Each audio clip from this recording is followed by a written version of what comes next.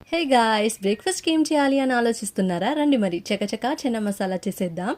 First మనం జార్లో తెల్లగడ్డ, అల్లం, ఎర్రగడ్డలు, చెక్క, లవంగం, ఏలక్కి అండ్ టమాటో వేసి నున్నగా గ్రైండ్ చేసుకోవాలి. నైట్ నానబెట్టుకున్న బుడ్డ శనుగులు వాష్ చేసుకోండి.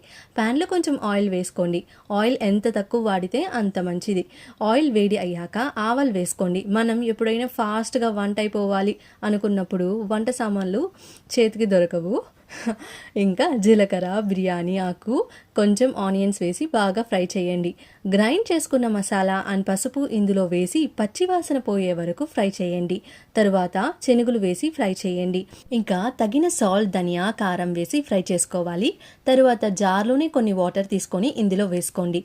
నేను ఈరోజు ఇడ్లీ చేస్తున్నా. లాస్ట్లో గరం మసాలా వేసి మిక్స్ చేయండి 2 minutes అండ్ ఇంకా స్టవ్ ఆఫ్ చేసి సర్వ్ చేసుకోవడమే. ఈ రోజు అయితే బ్రేక్ఫాస్ట్ అదిరిపోయింది. మీరు ట్రై చేసి మీ రివ్యూస్ కమెంట్స్లో చెప్పండి. హోనో, ఇంకా లంచ్ టైం అయిందా? లంచ్కి ఏం చేయాలో ఆలోచించాలి మరి. బాయ్.